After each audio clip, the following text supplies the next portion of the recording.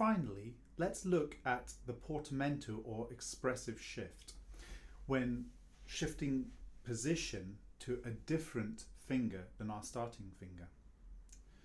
There are two main options. The first one is what we call the beginning or B portamento, where we shift on the beginning finger. And the second one is the E portamento or end portamento, where we shift on the finger we're going to. Let me just demonstrate these. So if I'm going from 1 on the A string to a G with my third finger, the B portamento would be shifting on the first finger, my beginning finger. And you can hear I'm using my guide note, which would be an E. Eventually that will disappear.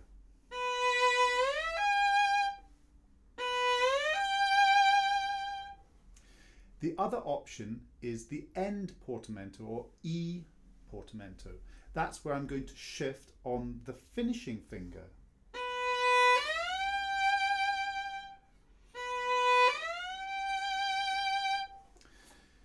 It tends to be that the E portamento has greater expressive power because you're sliding for longer, but you can change that. It's your choice how much of the glissando you want to hear, and that's very much down to taste. It has to be said that this is a very delicate, sensitive area of violin pedagogy, and so it's your sense of taste that will guide you into choosing which portamento to use and how to execute this portamento. For now, we're going to look at the beginning portamento, and we're going to look at exercise number 26. 3, 4, 5.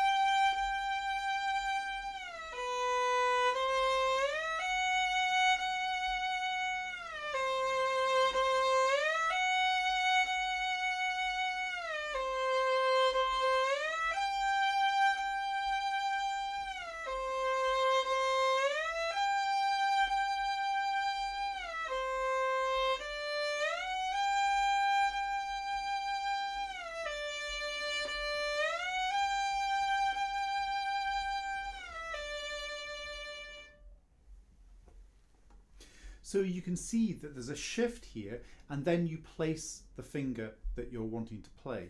So for instance, in the first one, we went from first position to third position. There's the shift.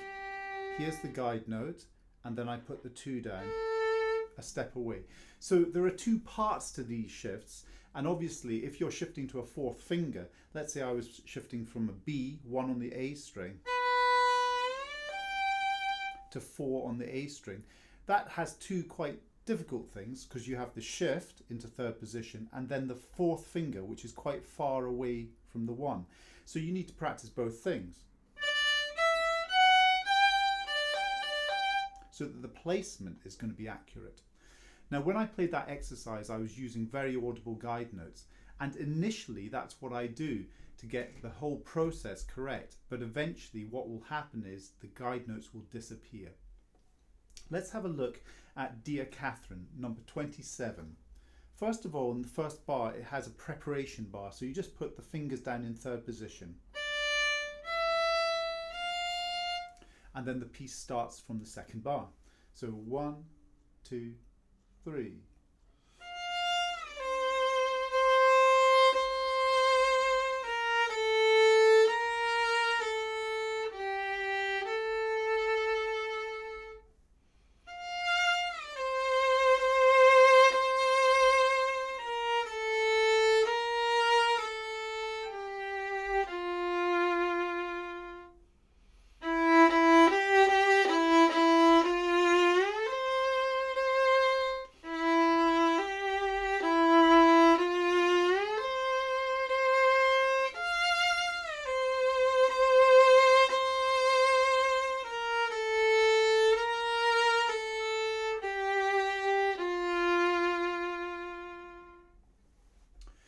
Now you can see that from my taste point of view, in the second line, second bar, I used a beginning shift.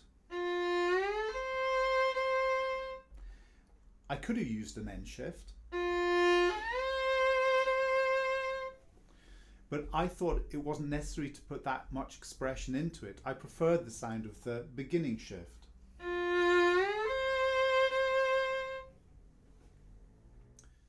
So let's have a look at how we can develop our shifting using Sevcik Opus 8. These are incredibly useful exercises. The way that I was taught to use them was to play through the whole book using audible guide notes, then play through the whole book again from the beginning using less audible guide notes, and then do it for a third time with no audible guide notes.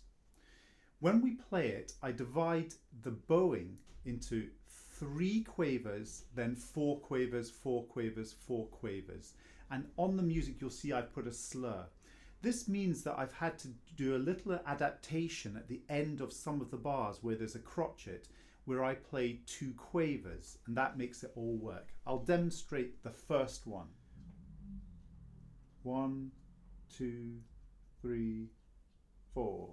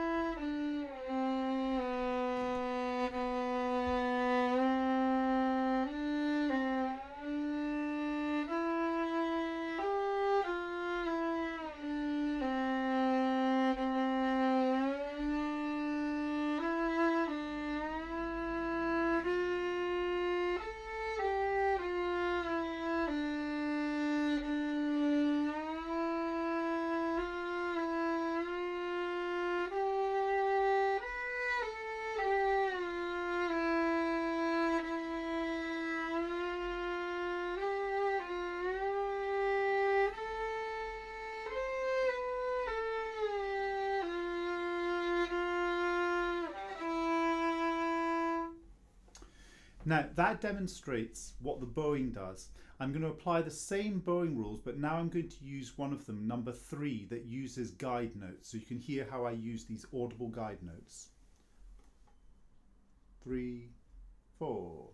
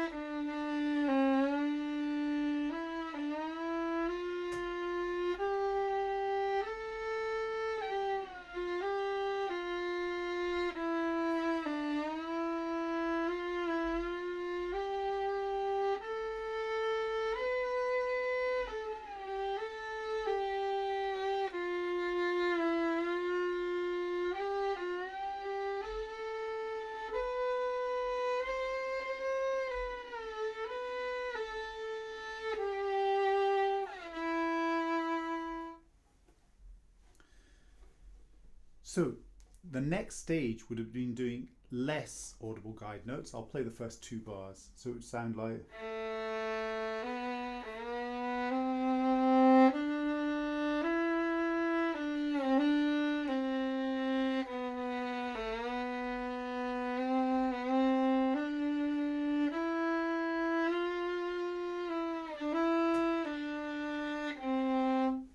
and then without the guide notes.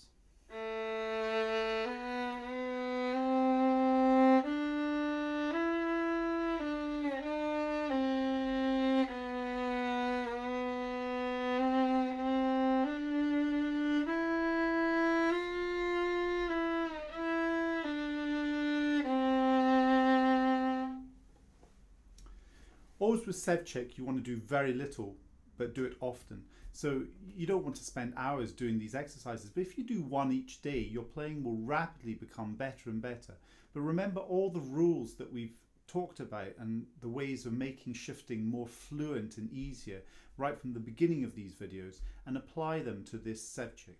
The last thing that I want to talk about is thumb preparation in shifting, because it's absolutely vital for smooth shifts to have thumb preparation. Ascending in a shift from first and second positions, there is no thumb preparation. The whole hand just moves as a unit. The exception to this rule is if you're in second position and you've got a big shift, then the thumb will move into a desired position early before you move. Then starting from third position, there's always a preparation of the thumb, with the thumb moving into the desired position in advance of the shift. The principle is upheld until a point where the thumb can't move any further, and at that point the raising of the entire arm replaces the preparation. When descending, with the exception of very high positions, the thumb and arm move into the desired position in advance of the shift. In contrast to the ascending shift, this can be done down to the lowest positions. In very high positions, when no thumb preparation is possible, the dropping of the arm replaces the preparation. Good luck.